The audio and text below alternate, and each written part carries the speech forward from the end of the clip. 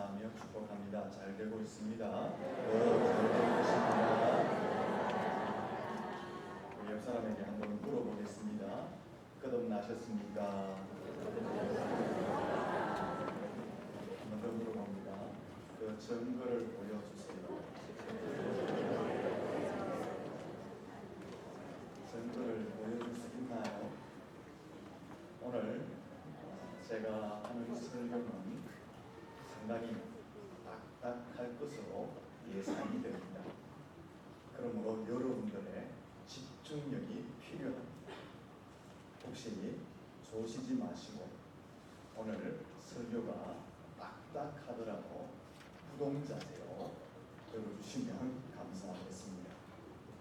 3절 말씀은 이렇게 기록되어 있습니다. 3절의 말씀을 같이 한번 읽어보겠습니다. 3절을 읽습니다. 시작. 예수께서 대답하여 이르시되 진실로 진실로 내게 이르노니 사람이 거듭나지 아니하면 하나님의 나라를 볼 수 없느니라.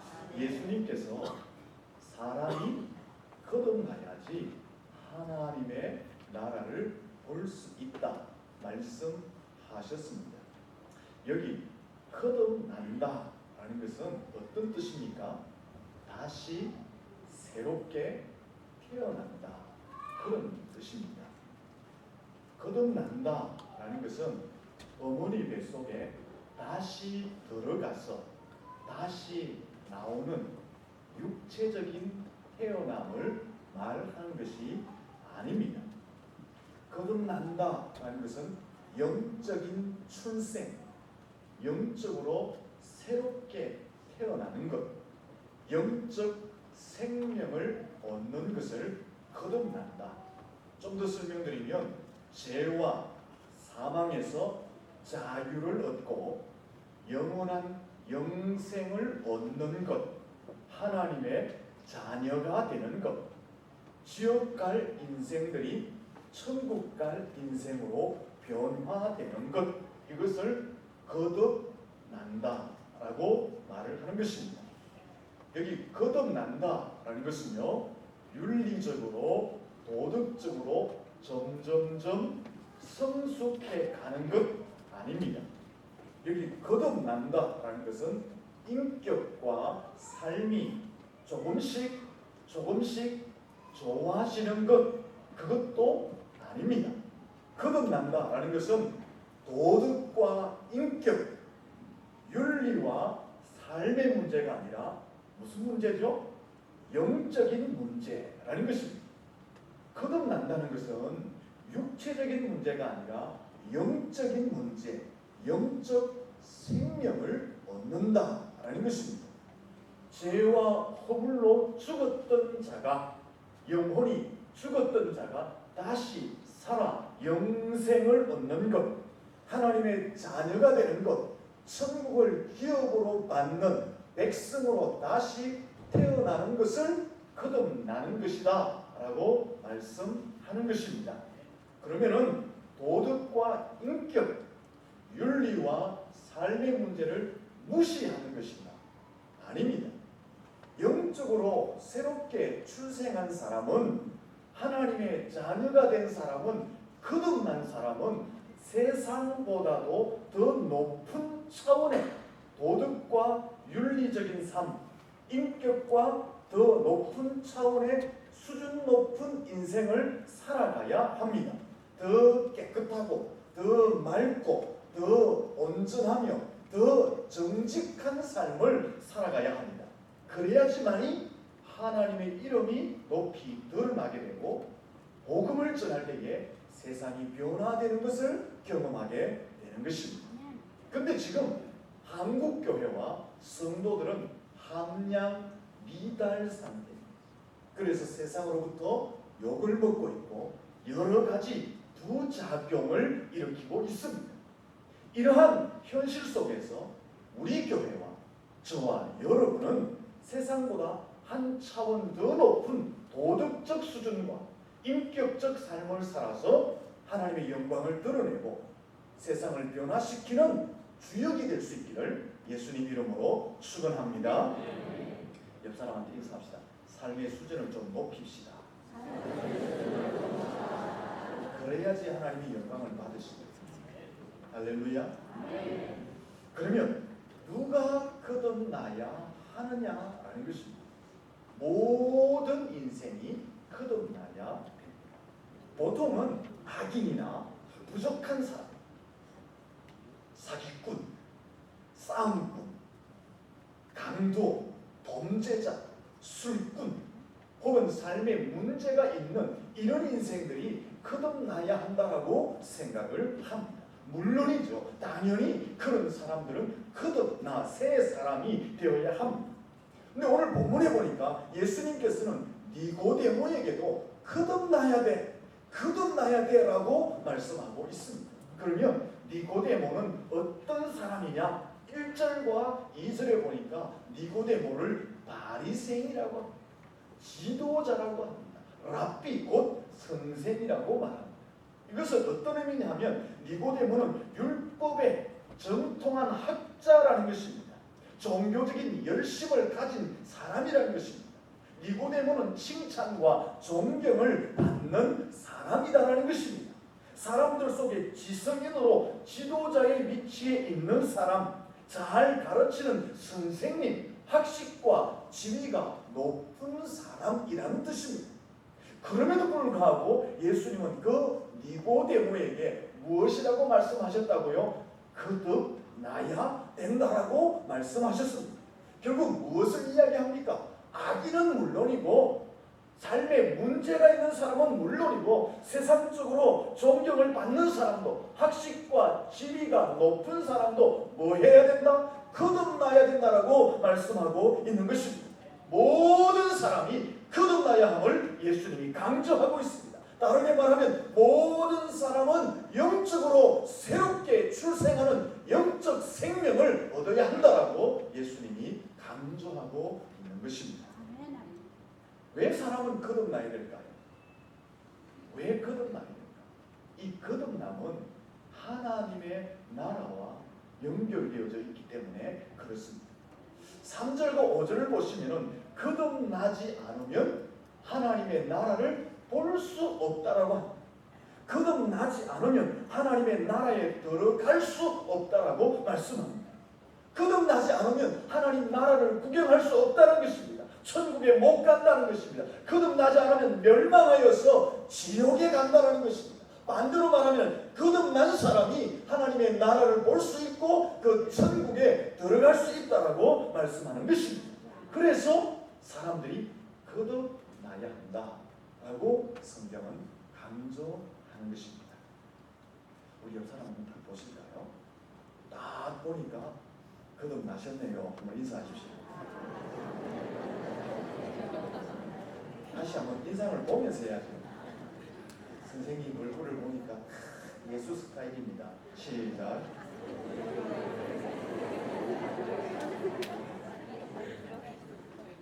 거듭나야지 하나님의 나라를 볼 수 있고 들어갈 수 있습니다.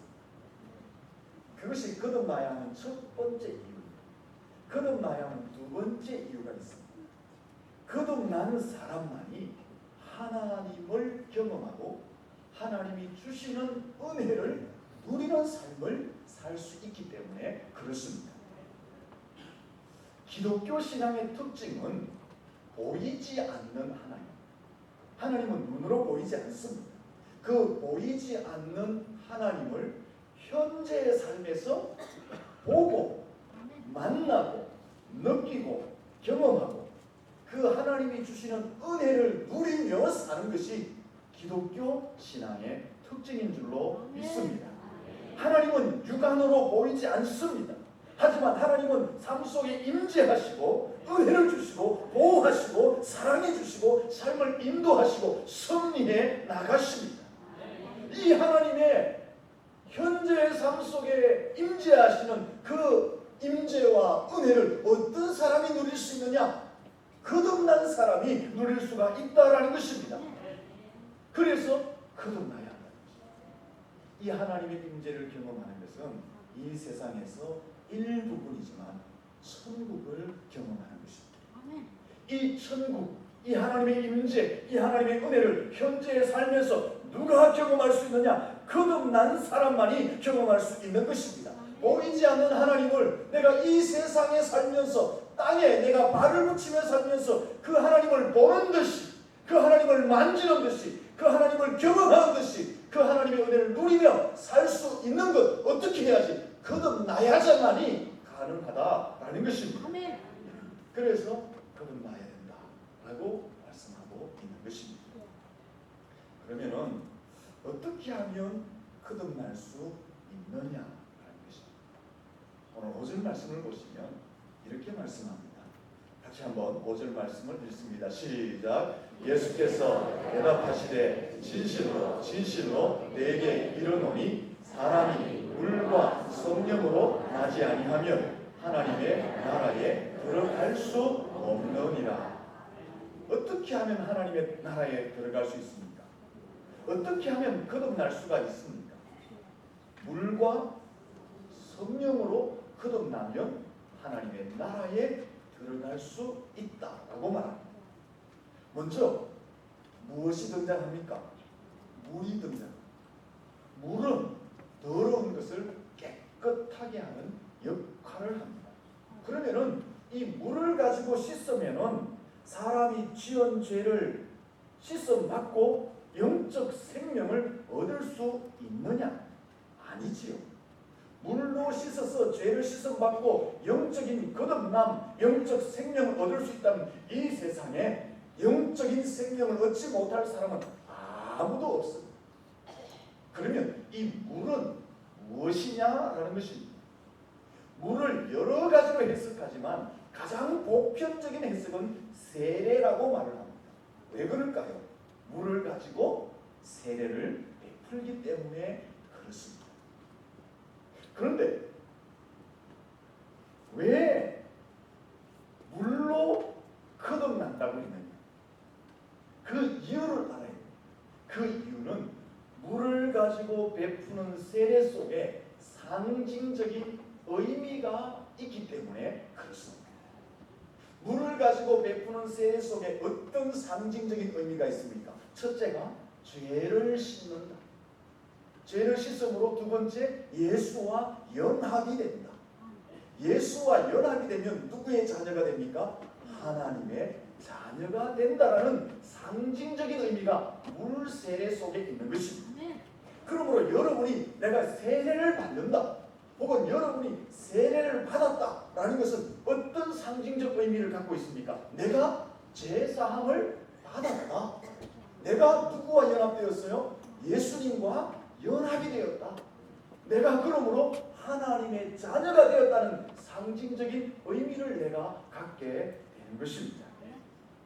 그런데 우리가 분명히 알아야 되는 것은 물 가지고 세례를 줄 때 그 물이 능력이 있어서 죄를 씻고 예수와 연합을 하고 하나님의 자녀가 되게 하는 것이 아니다라는 것입니다. 그리고 물 세례를 주는 그 예식이 효염이 있어가지고 그 예식 자체가 사람의 죄를 용서하고 예수와 연합되게 만들고 하나님의 자녀가 되게 하는 것이 아니다라는 것입니다.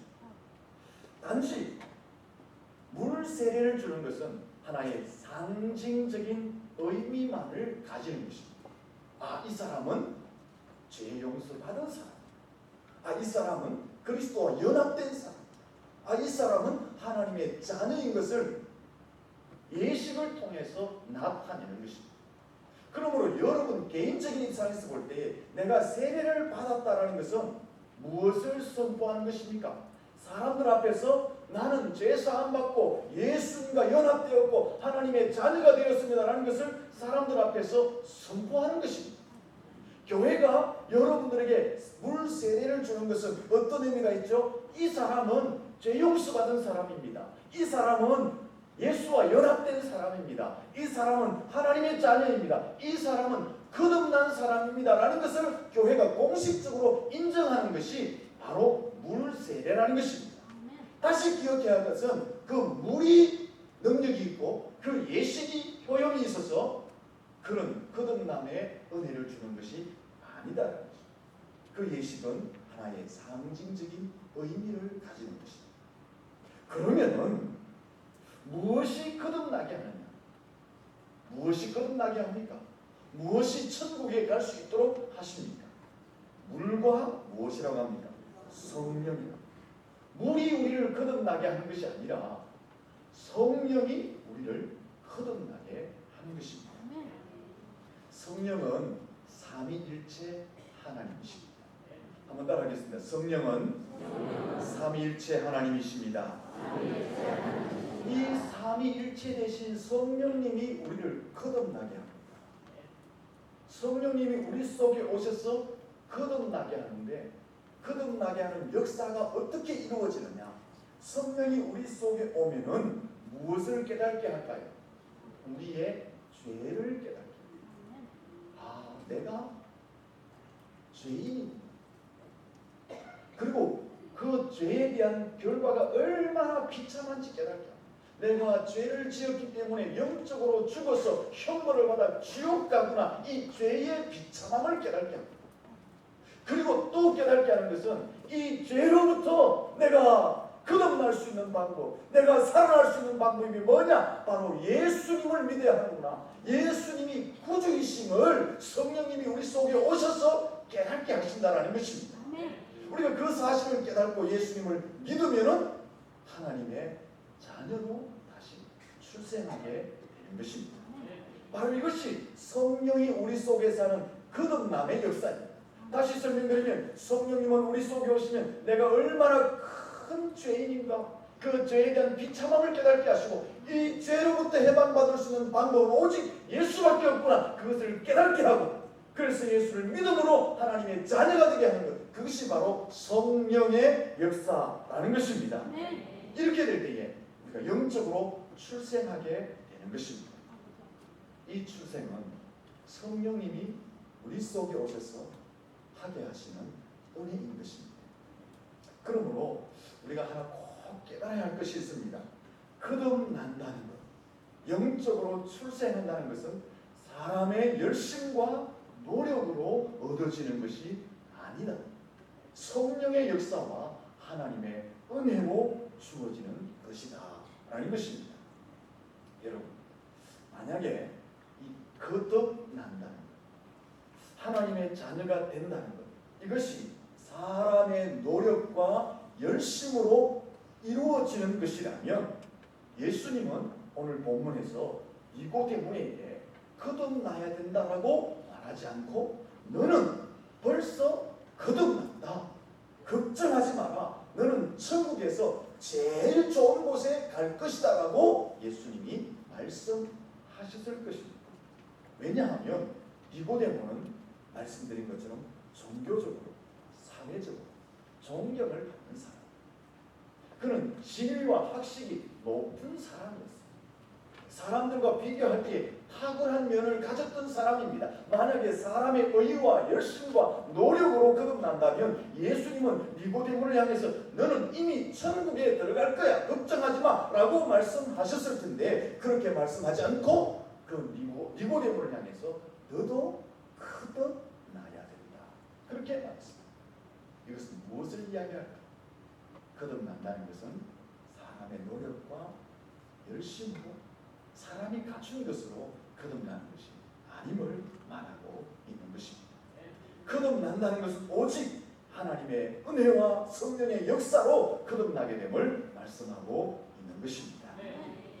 우리 옆 사람 보면서 한번 인사하겠습니다. 당신은 참으로 귀하신 분이십니다.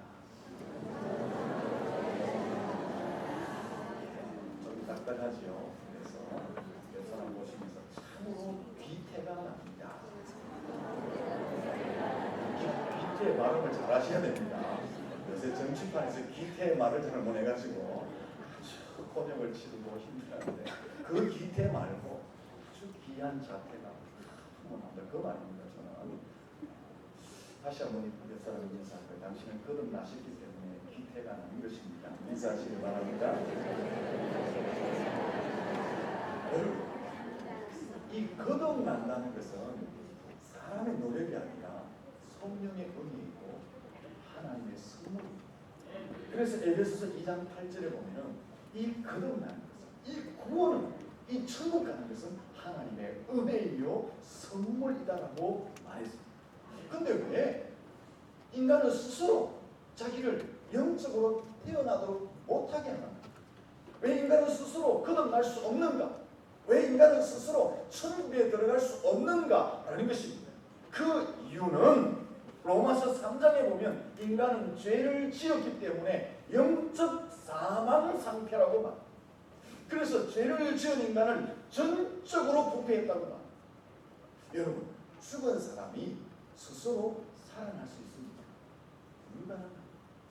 영적으로 전적으로 부패하여 사망 상태에 있는 사람들은 스스로 자기의 힘으로 생명을 살려낼 수 없는 것입니다. 그래서 성령님이 오셔서 우리를 거듭나게 하고 하나님이 우리에게 은혜로 새 생명을 주시는 줄로 믿습니다. 그러면은 내가 거듭났다는 것을 어떻게 알 수 있느냐라는 것입니다. 우리 여사람한테 다시 한번 인사합시다. 거듭남의 증거를 보여주세요.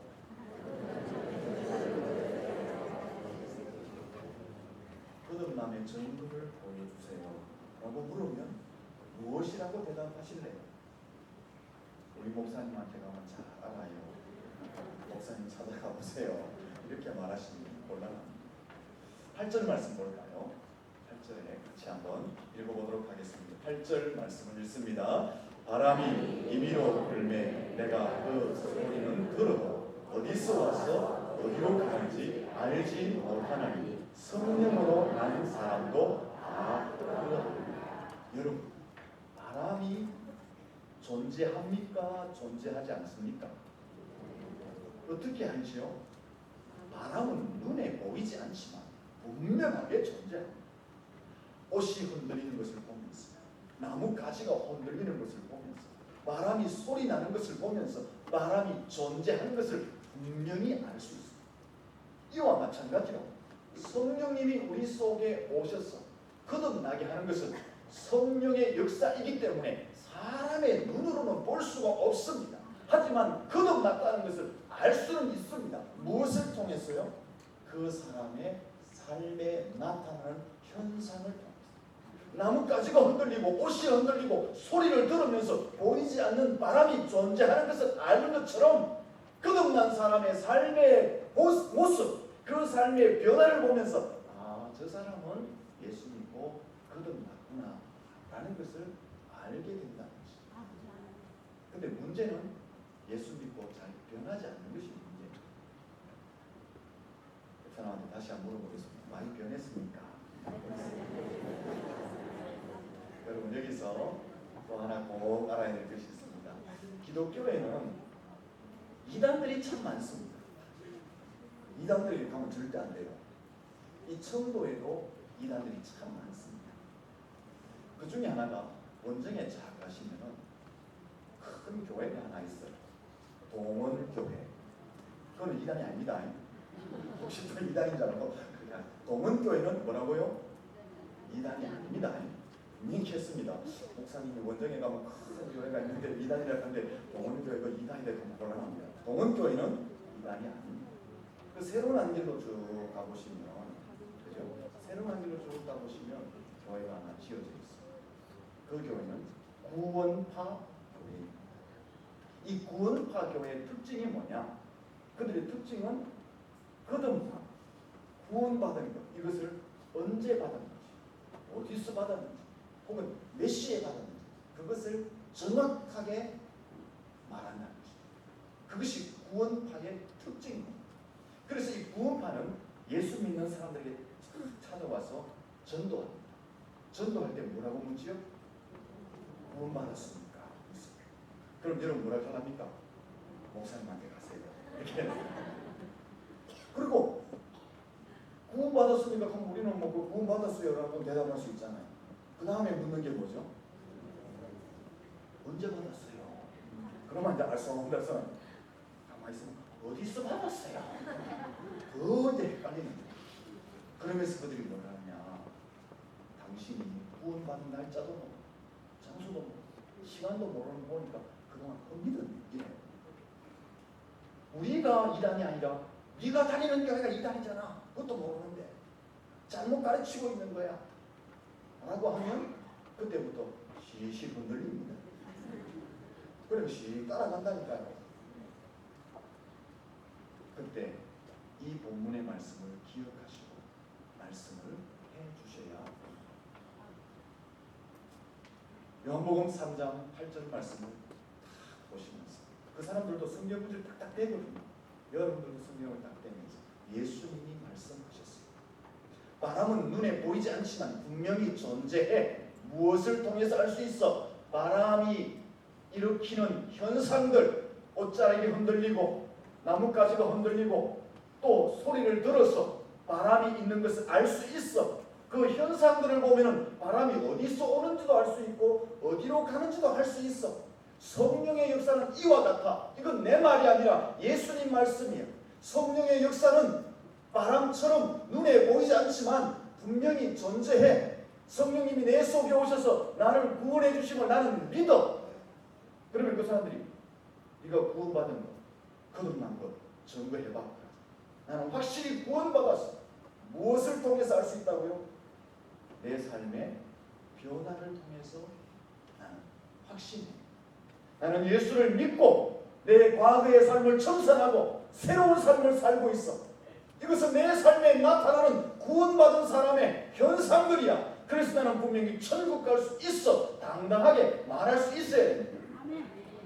근데 변화가 안 되니까 말 못하는 거예요.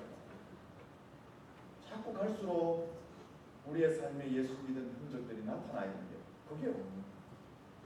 그러면 심각하게 한번 여러분 고민해 보셔야 돼요. 사랑하는 성도 여러분, 성령님이 우리 속에 오시면 어떤 현상이 나타날까? 이제 한번 점검해 보는 것입니다. 내가 예수를 믿었는데 구원을 받았는데 구원받고 그 한 것을 어떻게 알 수 있는가? 그 나타나는 현상들을 제가 간략하게 몇 가지 한번 보겠습니다. 첫째, 가장 중요한 것은 우리에게 나타나는 첫 번째 현상은 예수님을 나의 구주로 확실히 믿고 있다는 것입니다. 그래서 예수님을 바라보게 된다는 것입니다. 예수님을 내가 믿는다는 것은 어떤 의미일까요? 막연하게 예수 믿는 것이 아니라 예수님이 하나님의 아들이 되어서 이 땅에 사람의 몸으로 오셨다는 것을 믿는 것입니다. 여러분 쉽죠? 어렵게 생각하지 마세요. 내가 예수를 믿는데 어떤 예수를 믿느냐? 하나님의 아들이신 예수님이 이 땅에 사람의 몸으로 오셨다. 그리고 난 다음에 예수님 뭐 했어요? 우리의 죄를 대신 담당하시기 위해서 어디서 죽으셨어요? 십자가에 죽으신 그 예수님. 그리고 예수님이 죽고 끝났습니까? 3일 만에 부활하셨잖아요. 부활하신 예수님. 그리고 성천하신 예수님. 다시 이 땅에 재림하셔서 세상을 심판하신 그 예수님을 내가 믿는다. 예수를 믿는다고 할 때 이거 믿는 거예요, 여러분. 막연하게 예수 믿는 것이 아니라 하나님 나라에서 사람으로 오셨고 우리의 죄를 대신해 십자가에 죽으시고 부활하시고 성천하시고 다시 재림하셔서 우리를 완전한 천국으로 인도하실 그 예수님을 믿는다는 것입니다. 여러분이 이단들을 만나면 이것만 알고 있으면 안 넘어가요. 내가 예수를 믿는다. 첫 번째 증거가 그 예수님을 내가 확실히 믿고 있다는 것입니다. 그러면 자연적으로 내 삶에 뭐가 나타나요? 예수님을 전가하게. 예수 믿으세요. 예수님이 구원이에요. 이것이 내 삶에 나타납니다. 여러분에게 이 확신이 있으면 거듭난 사람. 두 번째는 신앙의 변화가 일어납니다. 내가 예수를 믿고 거듭나면 성령이 내 속에 계시면 신앙생활의 변화가 일어납니다. 오늘 여러분 옆에 사람 한번 보세요. 제가 이렇게 딱딱하게 해도 좋은 사람이 딱 한 사람밖에 없어요. 그러니까 예수를 믿고 거듭나면 성령이 내 속에서 역사하면 내 신앙생활의 자세가 달라져요. 예배 드리는 자세가 달라져요. 그 예배에 내 목숨을 걸게 되는 것입니다. 기도하는 자세가 달라지고 섬기는 자세가 달라지고 교회를 사랑하는 모습이 달라지게 되고 내가 이전에 몰랐던 하나님에 대한 그 사랑의 깊이가 깊어지는 것입니다. 이렇게 신앙생활이 달라져요. 예수 믿을수록 자꾸 저 변방으로 물러가고 예수 믿으면 믿을수록 자꾸 열심히 떨어지고 이러면 심각하게 점검해 보세요. 예수를 믿고 거듭나는 성령이 내 속에 계시면 신앙의 자세가 달라요. 두 번째는 생활이 달라져요. 세 번째는 생활이 달라져요. 여러분의 생활 자체가 달라집니다. 지금까지는 세상의 방법, 가치관, 세상의 논리를 가지고 살아왔는데 예수를 믿고 성령 안에서 거듭나면 이 논리 자체가 바뀌어집니다. 세상의 논리가 아니라 앞에 있는 이런 논리로 바뀌어집니다. 내 삶 자체가 믿음의 논리로 바뀌어집니다. 내 삶 자체가 진리의 가치로 바뀌어집니다. 내 삶 자체가 성령의 뜻이 무엇이냐, 하나님의 뜻이 무엇이냐, 이것을 물으며 살아가는 삶으로 바뀌어지거든요. 내가 예수 안에서 성령 안에서 거듭나면 내 삶 자체가 다른 사람보다 더 반듯해져요. 더 깨끗해져요. 이것이 거듭남의 증거죠. 근데 예수 믿고 난 다음에도 계속 엉뚱한 일 하면 안 돼요. 문제가 많은데. 마지막 네 번째는 인격, 성품이 변화됩니다. 화를 잘 내는 사람이 온유해지고 거친 사람이 부드러워지고. 옆 사람이 인사합시다. 당신은 부드러운 사람. 이 설교할 때마다 제가 제일 많이 틀립니다. 사실은 제가 막 화를 내고 내가지고 제가 점검해봐야 돼요. 이 성품, 인격, 남을 비방하고 모략하는 사람이 칭찬하고 안아주고, 쫌생이 같은 사람 있잖아요. 이런 사람이 마음이 만들어져. 예수를 믿고 성령 안에서 거듭나면 이런 인격과 성품이 변화해요. 여러분 스스로 한번 점검해 보시죠. 제가 네 가지를 말씀드렸습니다. 첫째는 예수님에 대한 확신, 둘째는 내 신앙생활의 변화, 셋째는 내 삶의 변화, 넷째는 인격의 변화가 일어나게 됩니다. 여러분 삶 속에 이런 변화가 일어나고 있으면 내가 거듭난 사람이라고 확신하면 됩니다.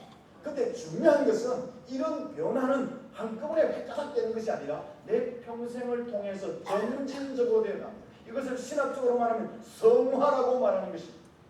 오늘 내가 한 계단 올라가면 내일 또 한 계단 올라간다는 것입니다.